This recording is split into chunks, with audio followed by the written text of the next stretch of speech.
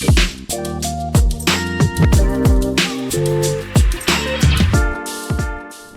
everyone. Welcome to Ally Insights. I'm your host, Eugene, and I'm the CEO of Engage. And today we have a really interesting guest. Her name is Dr. Nicole Latoile.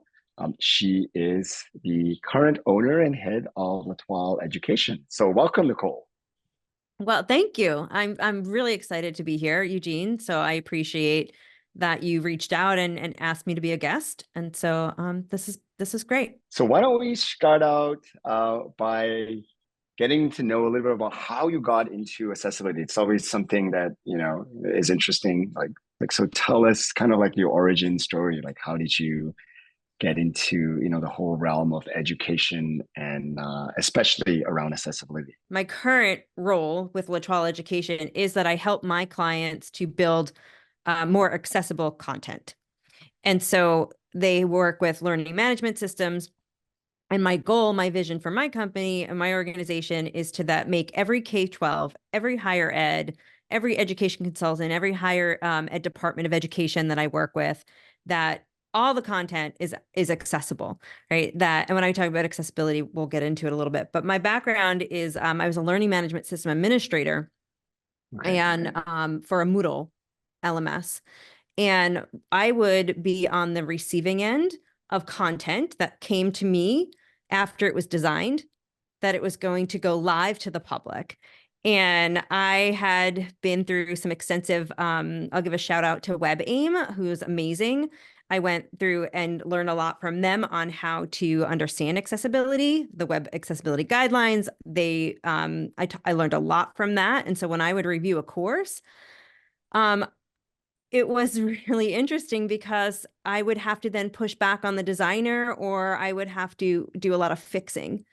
And my thought was, well, instead of making everyone go through all of this headaches and this heartache, what if we learned more from the start? What if we designed with accessibility from the beginning, and we trained up and we scaled up so that we don't have these really uncomfortable, hard conversations 7 to 8 weeks, maybe 2 months after you've been spending all your time and effort building a course that isn't going to go live. Yeah, so I can totally relate to that, and that's like the biggest problem we're trying to solve as well, is essentially designers coming up, sending all their, whether it's a course or a document or anything that they produce that's going to go out to the public, and then suddenly someone else has to go fix the problem, and it's way better to try and fix the problem at the source. Sorry, to create course materials,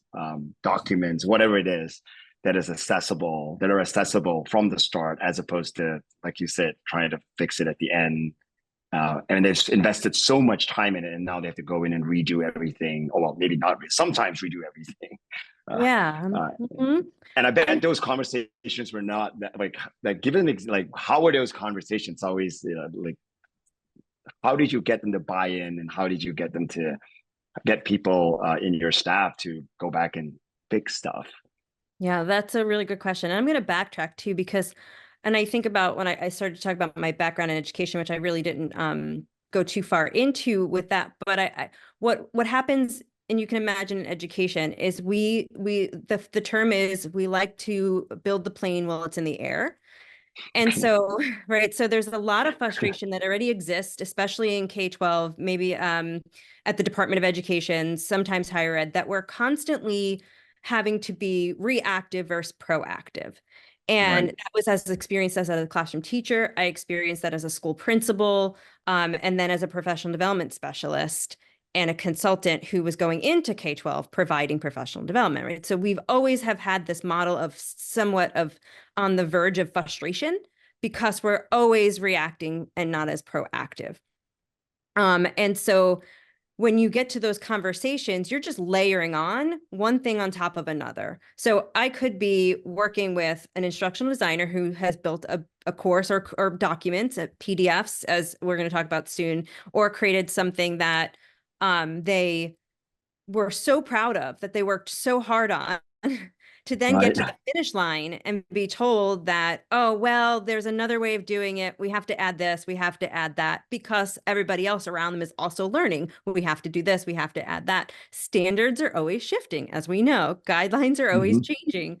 So whatever my feeling was, whatever I can do, and this is, to alleviate some of the frustration, providing some training, providing some direction and support before we get there is important. And so the buy-in, I think, is really around trying to alleviate, trying to alleviate frustration, trying to alleviate that the cost and the time and the money on the back end.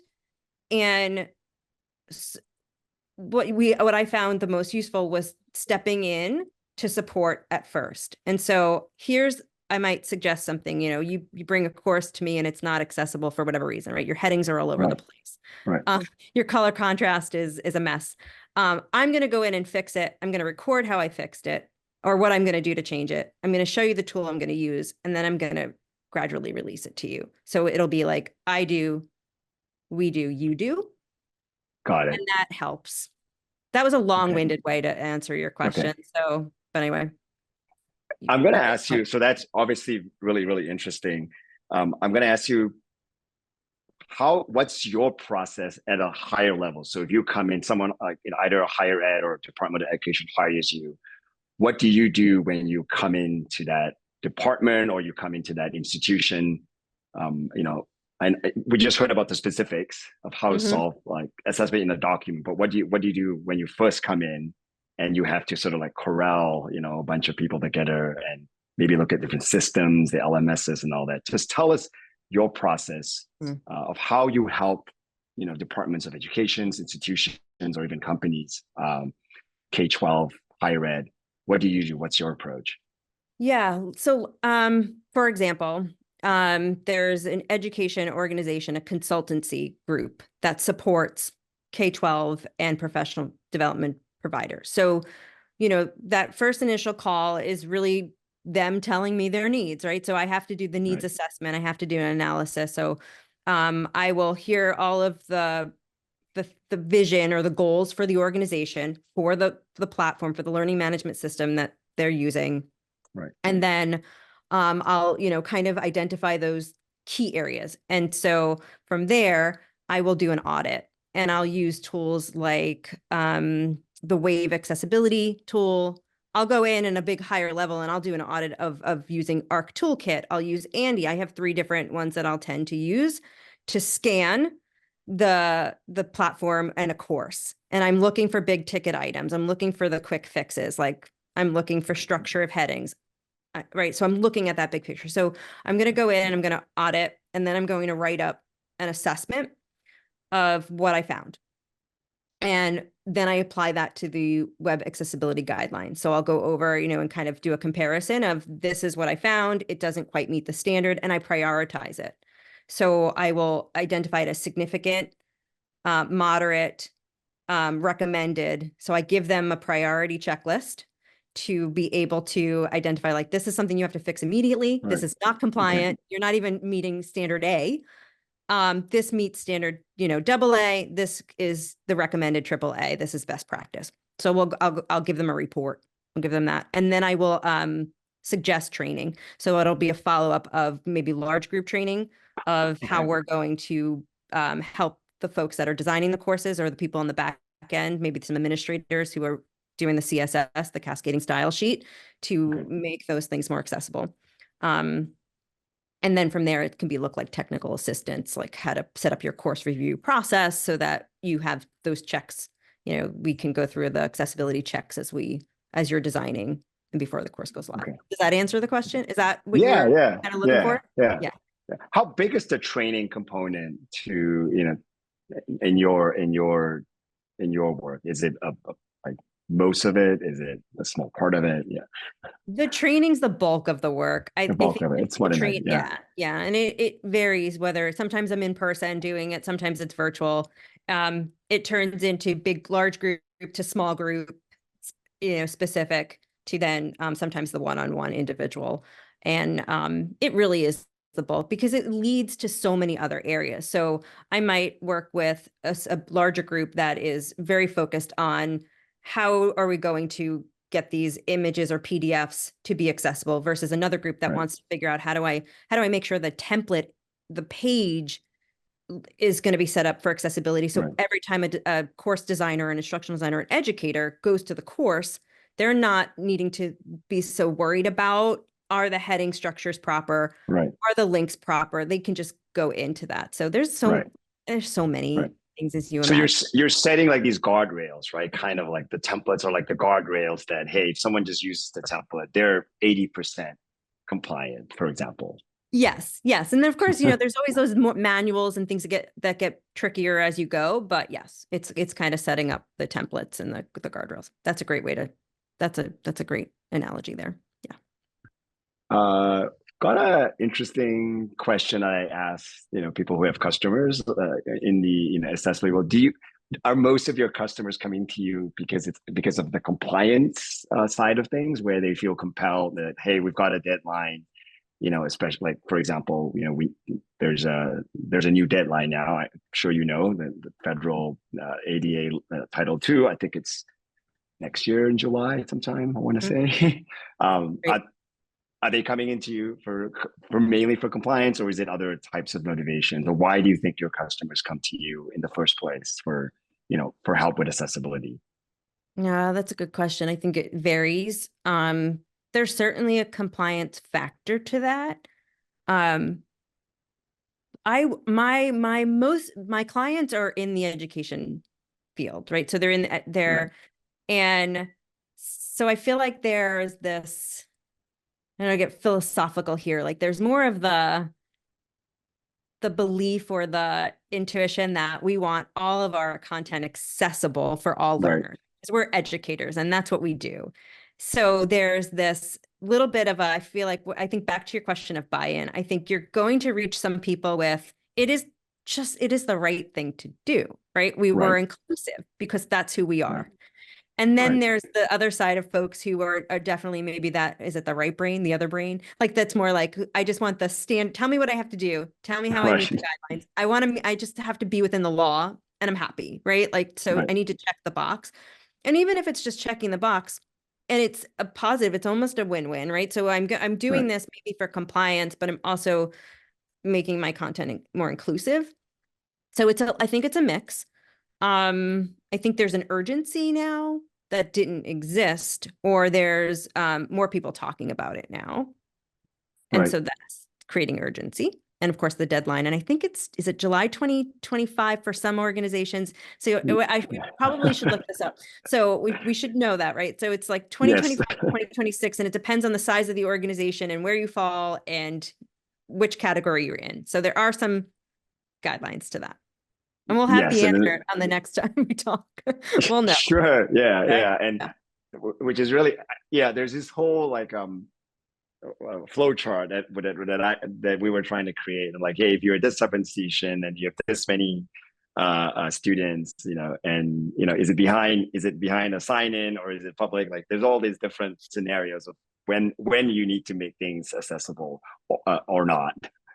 Yes, Uh, there are some great things on great folks or people that I follow on LinkedIn, great content out there that people are summarizing that. So we just need right. to go look up their stuff because I don't focus too much on that part. I focus on the Yeah. technical. If you come to me and you need my Right. help, I'm going to help you Right. do it. But Right. yeah. Very cool. All right. So I'm going to switch gears a little bit. Mm, So I know you're a runner. I am. You run a lot, yeah, and you're quite a good runner too. I think it's you have your PR listed on your Instagram page. It's three You did three your hours and homework. 8 minutes. 3 hours and 8 minutes, which for those who aren't runners, it's a very very fast time. Thank you. Just for reference, I have a friend who I consider a very fast runner. He just ran the Boston Marathon. I think he did a 3:30, but he said it was really hot this year. So I'm not It sure. was hot So this year. Those poor, yeah, and yeah, I always have envy right before it starts if I'm not in it that year. yeah. And then I see the weather. I'm like, oh, thank God I'm not running it this year. Poor guys. Yeah. Yeah, he said it was terrible, but anyway, as in like running, it was really hard. So, but so how long have you been running? And yeah, and I'm kind of interested in knowing if running there's obviously a lot of discipline and all that comes into a sport like that, especially if you take it seriously. Mhm. Has it influenced your approach to accessibility or instructional design? Oh, that's I like that connection there. No one's asked me that question before. I do. It's unique. Yes, it has to, right? Like I think everything we do plays into a little bit of what drives us, right? So you, I guess in running there's a drive, right? There's a drive to be better. Right. There's a drive to be faster. There's a drive to perform, at a certain level. I think I approach my work that way. It's a drive to make sure that I provide the best possible product for my client, to make sure that there's value, that they're happy. I think especially when it comes to accessibility, um, it's nice to know the basics, and it's important to have them for Right. inclusivity as well as the compliance.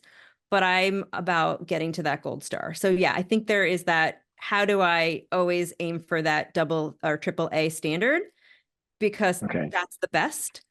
And there's a need to be sometimes the best at what we do. So I think there's definitely that feeling of wanting to make it the best possible that it can be. And with accessibility, you can talk. I'm really curious about your interest in what made you create this product, because it is unique in that way, and I feel like it takes it to the next level of building in accessibility into a design tool. So, you know, I maybe I would throw that back at you to relate it back as to, what drove you to do that? What was the Sure. drive behind creating it? Because it's wonderful to see it. Okay. So I think for me, it's I have a very different trajectory. I mean, I come from a very technical background. I mean, I was an engineer and a software engineer. As I built the product because I was a programmer slash software engineer, the original version of Engage, which didn't have any accessibility features in it. And so the drive really came from outside. It was an external request. It was user requests, mainly from higher ed users, some governments as well. And so I would say, yeah, it wasn't, it wasn't, we didn't know about it. Like maybe I don't know if it's surprising or not, but if you're not, maybe if you're not in education and certain types of industries, you know, really you don't really know about digital accessibility at all. And I'm someone who's been in the software online world for years, for since since the dot-com boom, so more than 20 years. And I didn't hear about digital accessibility until maybe like 5 years ago, when the product started to get popular, especially among instructional designers, and in HR, and then obviously we have a lot of students and professors also use it. So we started getting all these requests, and then we were like, "What is this accessibility thing?" And then lo and behold, we find out. I mean, I found out like, "Oh gosh, this thing has been around forever. It's not new." And there really is a gap, and we saw the gap in the design tools. Literally, I think that the approach, it's still, except for Venngage, it's the approach still is very ad hoc. You need plugins. If you use like InDesign, you'll need some special plugin. You'll need, the tool itself natively has very little support. Most design tools in general have very little native support for accessibility. You would, like I said, have to get another vendor to put some plugins in here and there. And there's lots of vendors around, so you can do it. It's not that you cannot, But so we thought, hey, it coincided with the time where we wanted to rewrite our platform. It was about we were 10 years in. This is about 2 to 3 years ago. We were like, okay, let's look at all the top requests, and one of the biggest ones was accessibility. Why don't we just go in? And we kind of just went all in on it. How do we actually build accessibility as you say, not only as something that you would do reactively at the end of the process, but how can we be more proactive? How can we help creators be more proactive? Mhm. We kind of try to embrace the accessible design sort of philosophy, like, hey, just design it from the start, design accessibility from the start, as opposed to just fix it at the end. And that's where it came from. So not a very like, sexy answer. It was mainly, hey, we listened to the customers. They came to us with a problem, and we solved the problem. We tried to solve the problem in using the accessible design, because people talk a lot about accessible design, like it's, but I think very few products actually implement it into their user flow. So Yeah, especially so when so you're talking, what's unique to me that I haven't seen yet is that I can tag order in your platform in a PDF, where I haven't been able to do that in the past. I haven't been able to open up a tool in a PDF format, open something, a accessibility checker inside the tool, and then be able to make sure that the tag order is correct. And then if it's not, fix that manually. right. Very, quickly to see it. And I think anyone could do that. You don't need to be an expert necessarily or have extensive training to be able to make sure that the tag orders, and what we're talking about, right? So screen readers can read the PDF in the correct order. And not everyone knows about tag order. So you had the, I don't know, I just curious, like had the sense to say like, this is an important feature. And it's important, and kind of what brought that to me. Why was that important when you built out the tool specifically? From my end, I couldn't look at it until it already was like a PDF. In education, we love PDFs. We love to add PDFs to a course. Like, oh, let's add that article. Let's add this. And, hopefully they have the copyright to do it. And they'll put it in. And then sometimes, like you can't even highlight the text. And you're like, well, we know this has been scanned. It's definitely not readable. And then other times, then I'd have to have an Adobe account, which can be expensive. I'd have to put it into a different tool, and I'd have to be pretty well versed in how to use that tool to remediate that document, which I felt like it's good. A job. That's a whole other job. I could be a PDF remediator full time. Yes. And so, but what I loved about your tool was I could design it this way, and I'm going to skip this step, and my admin reviewer is going to be so happy because they're going to know I did it right from the start. So what was it that specifically about that one made you put that in? Yeah, I think the big, it's kind of like what you've said. Like the main problem we saw was that the technical remediation is in like fixing especially heading structures and the reading order is an extremely, most people use Adobe to do that. I'm sure I've learned how to use it too. It's very, very difficult. It's a completely different job. You cannot expect an educator, an instructional designer, or anyone else to learn how to do that. I think that expectation is just, it's not going to happen. It's so technical, right? And I've seen institutions actually say you should put it. They have whole written guides after you export it.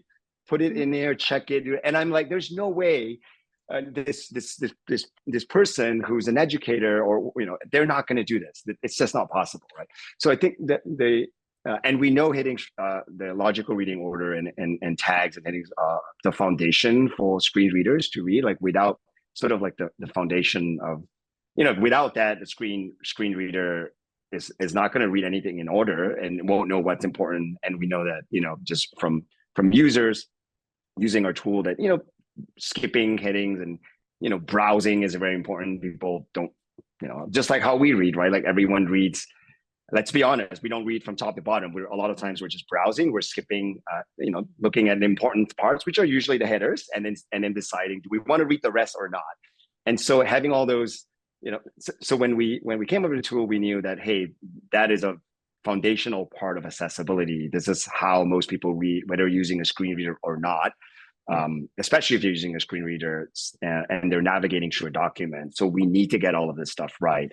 And the whole reading order thing is, they're dragging and dropping is a natural way of rearranging order. We should have that in the tool. So, and that, I didn't design it obviously, but we have some really good product designers on the team that kind of figured all that stuff out. So Well, we they applied our, kudos to skill. them. Give Yeah, those folks a raise because they did an amazing job. Like that was a fantastic feature to have. Because it's not overwhelming. It's inviting to you as a designer, as someone who's starting out to say, hey, I can actually do this. You feel, there's a competency building, there's some confidence built right, right in there, and it encourages you to kind of think about this isn't as difficult. It can be, I can make my content accessible without having to be extremely technical or have to create a separate job, right? And so, yeah, I mean, just coming up to understanding how education works, I think is important, right? So I think about a person who's spending hours and hours and hours collecting content, designing content, creating content, putting it on a platform or a tool, and then getting the flow, and then that takes hours and time. And then to say, okay, now stop and go put 2 hours into something very specific and make that, extremely technical in that tool. And it's not really feasible, or really fair to that person to make it such a barrier, right? Because right, talk about creating barriers. We're creating another barrier for someone um, right. to use the tool. Yes, And so I just love that the way it's designed and the ease of use to me has right. been Yeah, something. and I also think it's, I mean, I hate to say this, sometimes it creates like resentment too, right? Like they're like, oh my gosh, what is this accessory thing I have to do, this extra thing I have to do? It's like, it's like, and that's not what you want to sort of instill in people, right? Like it should be a positive experience. I think making a document accessible, or making anything a learning thing as well, should be a positive experience, as opposed to like, oh, it's a punishment, now I have to go through and do these to spend 2 more hours fixing all this stuff that I've spent like 2 months building. Yeah. Yeah. So And another use case that I was thinking about too when I was working on this. So a lot of education entities create case studies or create white papers, and at the end of the year, you put out your end of year report. I've seen those done in other tools, and so my thought was, would immediately this is an amazing place to create a full-on document, a full case study, or a white paper on a study that you're doing in this tool, because I can design that PDF and that document. And I know that when I put right, it on the website, when I put it out to the public, that I feel 100% confident that it is going to not have any issues. And so that, I think, is another case use. So like beyond course design, beyond creating the content, I think it right. also lends itself nicely to having those additional case uses. Yeah, Yeah. definitely. Was I that think, yeah. intent? Was that the intent? Like, what was the intent? I'm curious, like when you, Yeah, so the intent is we essentially all, aside from the learning documents and learning related documents, is essential any sort of public facing, anything that public facing, and that includes reports, includes case studies, also simple things like flyers, like that gets produced a lot, like things like, hey, we're having a you know July 4th barbecue flyer, and then it gets sent to the whole department, right? And then like that should be accessible. A lot of times it's not, because they just create it really quickly and it just goes out. And yeah, so even small things like that, which you can do very, very quickly if you had the right tools with the guardrails and all that. So I talk about guardrails a lot because it's really it's not just about training, it's also about providing the infrastructure and guardrails so that it's a lot easier for people to create something accessible, right, out of the box, as opposed to having to learn like a whole different tool altogether. yeah, yeah. So I'm curious, do you have bigger plans for the tool? Like, so I had a question. I asked someone on your team this Sure. question the other day, was it would be awesome. Do you have any intention of bringing, like, I could bring a document into Venngage that I didn't create in Venngage and then use Right. the tool to do that? Because like so many times I'm opening PDFs and checking them Right. already. Like, what if I could bring it into the tool? Is that something that might happen one day? Uh, yes, that might happen one day. I think it's something that we've heard a few people mention. Yeah, it might happen one day.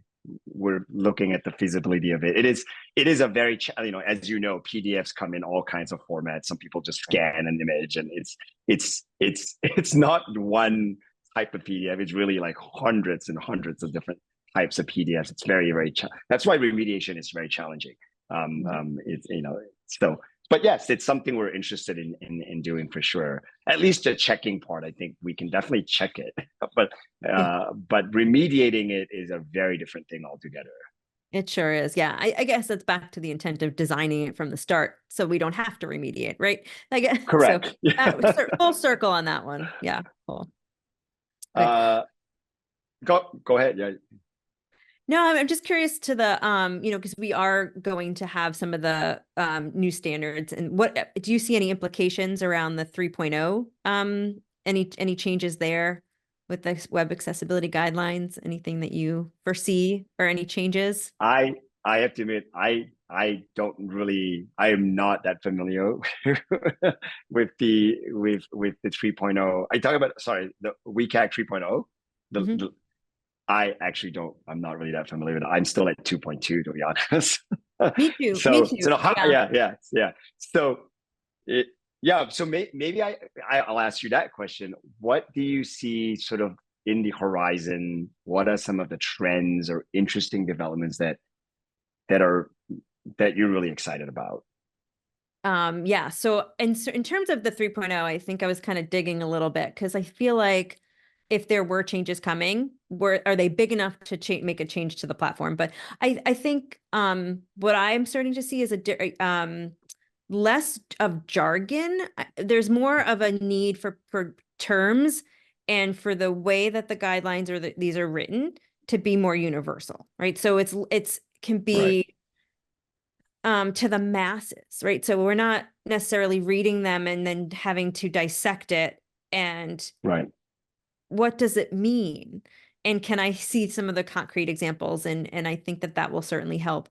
Of course, we can talk about AI and right, that where that's headed. And I think I've heard you talk about this before about how there's always going to be a need for the manual checking, so will there be a way for the tool to fix it, the AI right, to be able to read the PDF and go, oh, the tag orders are not proper, and will it automatically reorder them?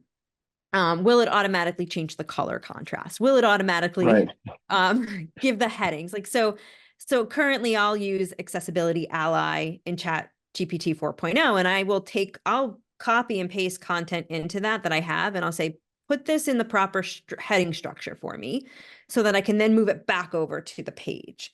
And so I wonder now around some of the remediation or the fixing that happens, is it going to be less manual, I less? probably, yeah, probably. And even a step further, will the screen readers just figure it out, even if you don't have any proper headings, right? Oh, Because interesting. yeah, on the ATs, on the assistive technology side, I mean, you can upload documents to ChatGPT and you can, it'll read it fine. It'll understand the document fine, and it doesn't need it to be structured at all. The document does not need to be structured. They use a combination of vision and just and everything in AI just to understand how the document is structured, and the underlying structure may not even be necessary. So I don't know. So I Hmm. do think there's going to be a lot of interesting changes that will happen, but I don't know. Like, it's moving at a very fast pace, that's for sure. So Yes, yeah, it's moving at a fast pace, and I would imagine that the tools that like the current tools that I use, like the ARC toolkit or Andy or Wave, Andy capital ANDI. So these are three tools that I'll add to my Chrome extension, or I'll add to my developer tools, and I'll run those checks. And so currently those also do remediation similar. I still think that the Venngage one that you have built in is probably the most user-friendly I've seen within a tool itself. Again, kudos to your designers because that's fantastic. Like it's a real easy to use and clear. Um, yeah, I would imagine that somewhere there might be a a way for those tools to then be, less manual of me checking. right, But again, I don't know, right? So then I always argue, shouldn't we always have a human eye on something? Shouldn't we always have yeah, yeah, the ability to make sure that it did it correctly? What if it gives a correction that isn't the best correction, actually right. is forward. So Right. um, I don't truly believe that it should all be remediated with AI, but I do think that we're going to see more of it. Yeah, I mean, I think AI will not replace a human 100%. You still need the sort of the human in the loop. Some ways they say the human is still needed in the loop, but yeah, I do think so. Like even something as simple as alt text, which you know, even our tool has AI that does the automatically does the alt text. The expectation is you should read it and edit it if it's wrong, because hey, you know, there's only so much the AI can understand with one image. It doesn't have necessarily all the context that are not in the image. That's part of the content. So it doesn't, unless, I mean, I suppose you could give it all the context too if you wanted to, but yeah, but yes, human in the loop I think will still be necessary for a while. I think Mhm. for a while until, Hopefully. you know, who knows, until the superhumans come. Yeah, hopefully we'll see. I do have another question that has been interesting to me because when I first started following Venngage or paying attention to the tool, I noticed the positioning between Venngage and Canva specifically. But then when I Mm-hmm. started to dive in, I'm like, this isn't anything like Canva. Like it is and it isn't. So it Mm-hmm. is kind of, but Right. it's more robust and it was more towards creating documents where first I was just thinking image, right? So Right. simple image design, simple template. I'm curious to know the positioning of that. And would you still consider that to be like in the realm of what this tool is, or do you expand now beyond that? Because this to me was about documents and making those Okay. documents most accessible. And that has evolved for me over the last few weeks as a user. Okay. That's interesting to hear, because I mean that's good feedback. That's, you know, it is something that we are always kind of conscious about. How do we position the product? And the reason we use Canva as sort of the, you know, Canva is the leader in the space. They are overwhelmingly the gorilla in the space. And I think everybody for the most part have used or know or are using or know of Canva. And so it was, and usually that is the tool that people complain a lot about, to be honest. So a lot of the you know, one of the, if I'm honest, like one of the reasons we went into accessibility, uh, you know, was because we took it really seriously, was because no one else was, and especially Canva. We was like, I wonder why Canva isn't really going. They are now. I feel like we might have created some pressure, you know, for them to. Oh, maybe it's just the regulatory, you know, stuff and compliance thing. But I feel like they ignored it for years. It wasn't like, so we were getting, you know, requests. They definitely were getting like 100 times more requests than us because they're much bigger than us. But they weren't really progressing on that front. And we heard a lot of complaints about like, oh, I wish there was a tool like Canva that did it. And we were a tool like, you know, like Canva, to be honest. Like we compete, you know, we're mainly an infographics tool and a graphics kind of a tool. Some documents, but not entirely documents. And so that's where our positioning came from. And because Canva wasn't really pursuing it appeared that they weren't really pursuing accessibility features for whatever reason. So we decided to kind of like, hey, let's kind of do this for our users. We have enough users that want this feature, and we can make it a big part of it, and we can differentiate ourselves from Canva. And I think we have. I think, you know, Canva is now starting to build some accessibility features, but it's nowhere near, it's nowhere near where we are at. So Yeah, I would agree in terms of the features in itself, right? So, like I said, when I open up the accessibility toolkit on in Venngage and I have a variation of options and choices already built in, I already don't need to go to a certain color contraster because I have one right there. right. And it will not only just tell me if I'm meeting the standard, it will help me fix it, right? It'll give me the suggestions. But I think I hadn't been thinking about that for newsletters, for infographic. I wasn't necessarily seeing it at first. I was like, okay, so Right. if I just want to create some simple images, I could still go back to my Canva account. And now I'm going, Right. well, why would I? what, right? Like, I don't need to, right? I could still do some simple images, but if I'm going to create a document, if I'm going to create a PDF, I'm going to stay, like, to me, the winner clearly is going into Venngage, right? Like, I'm going to do those things there because I have all the tools. And I feel confident knowing that if I build it there, I'm going to meet the Okay. standard. Cool. And that is the intent. Like it's for users to create, obviously a lot of the PDF is a document. It's the structure, the tags. And you're right. So it kind of makes documents more important now than just graphics. Because at the end of the day, making the entire document accessible, is something that clearly differentiates us from, Canva and from all the other design tools. Right. Because you can do alt text anywhere, right? Correct. I can do it in Google Correct. Docs. I can do it, Right. right?